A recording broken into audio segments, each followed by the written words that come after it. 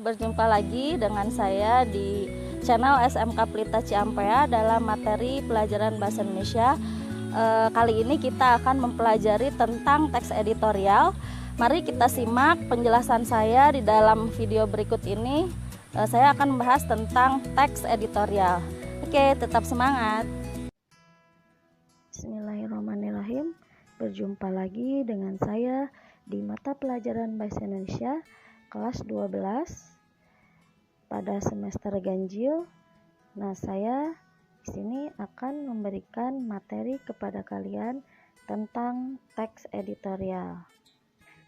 Mungkin seluruh siswa sudah sering membaca koran, baik koran yang dicetak maupun koran elektronik. Nah, kita dapat menemukan teks opini atau teks editorial dalam sebuah koran ini pada bagian halaman paling depan.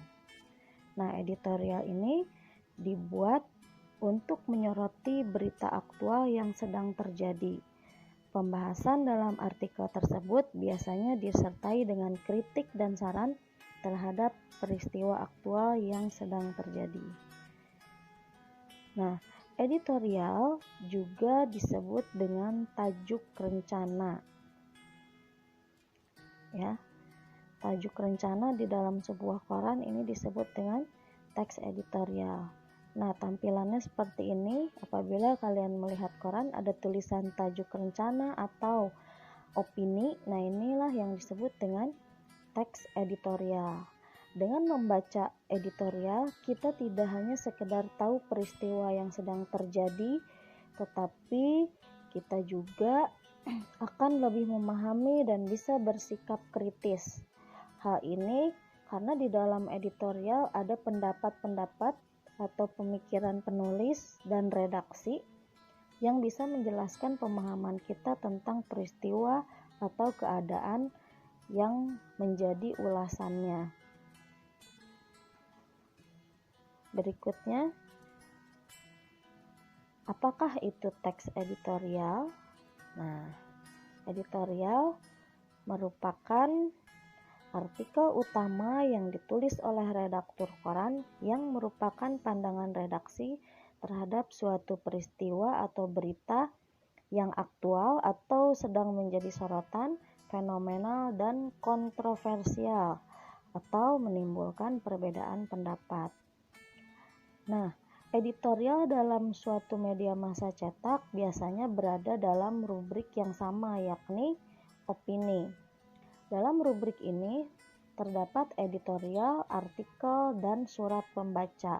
Ketika ragam opini ini biasanya berada di bagian surat kabar atau majalah yang merupakan headline news atau berita utama. Permasalahan yang dibahas dalam teks editorial adalah permasalahan yang berkaitan dengan peristiwa yang sedang hangat dibicarakan oleh banyak orang, ya. Jadi editorial itu beritanya tidak mungkin berita-berita yang lama, tetapi berita-berita yang terbaru. Berikutnya ada ragam informasi dalam teks editorial. Nah, ragam informasi dalam teks editorial diantaranya ada informasi yang berupa fakta. Ya, fakta adalah hal atau keadaan atau peristiwa yang merupakan kenyataan atau sesuatu yang benar-benar terjadi. Oleh sebab itu, fakta ini merupakan potret tentang keadaan atau peristiwa, dan informasi yang berupa fakta ini tidak boleh atau tidak mungkin terbantahkan karena dilihat, didengar, dan diketahui oleh orang banyak. Nah, contoh informasi berupa fakta yang pertama, Pertamina menaikkan harga LPG tabung 12 kilo lebih dari 50%. Nah, ini informasinya berupa fakta karena semua orang sudah mengetahuinya dan tidak bisa dibantah. Yang kedua, akibatnya sampai di tingkat konsumen harganya menjadi 125.000 hingga 130.000. Nah, ini real atau nyata. Berikutnya ragam informasi dalam teks editorial. Ada ragam informasi berupa opini. Nah, dalam teks editorial dilengkapi juga dengan informasi atau opini. Misalnya, contohnya seperti yang saya tampilkan ini. Nah, informasi berupa opini ini kebalikannya dari informasi berupa fakta. Informasi berupa opini ini masih bisa diperdebatkan karena hanya berupa pendapat seseorang saja. Tetapi dalam opini kita harus pandai berargumen, harus pandai meyakinkan pembaca bahwa untuk mereka itu mengikuti opini yang kita sampaikan. Misalnya pada kalimat, kenaikan harga itu mengharuskan presiden yang sedang melakukan kunjungan kerja di Jawa Timur meminta wakil presiden menggelar rapat mendadak dengan para menteri. Kemudian pemerintah mendapatkan keuntungan besar dari penambangan minyak dan gas bumi. Nah, sini ada kalimat mendapatkan keuntungan besar. Kata besar di sini adalah opini karena tidak bisa diukur. Kalau misalnya informasinya fakta itu harus bisa diukur dan jumlahnya harus jelas. Kemudian opini dalam teks editorial. Nah, opini dalam teks editorial itu bisa berupa kritik, penilaian, prediksi, harapan, dan saran. Ya.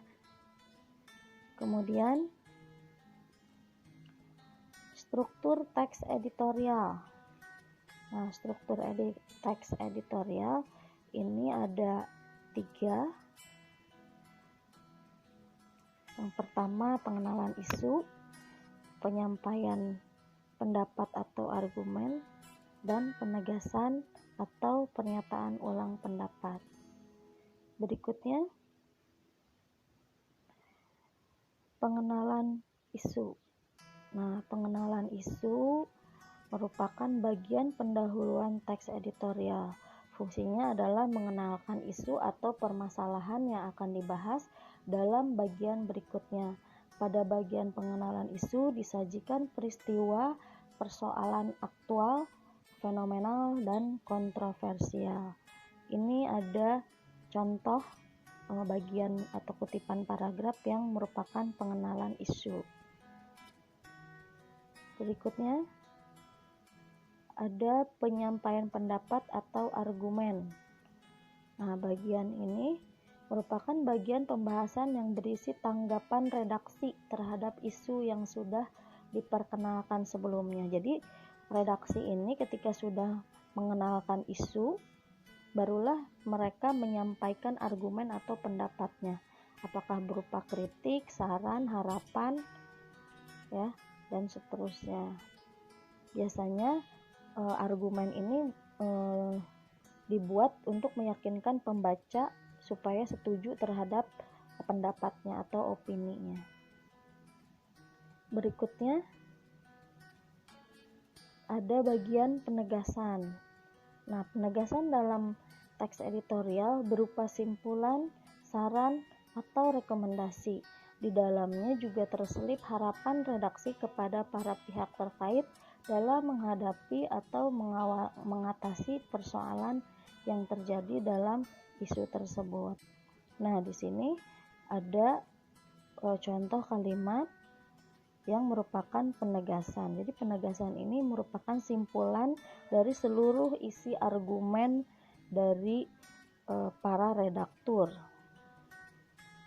Berikutnya ada kaidah kebahasaan.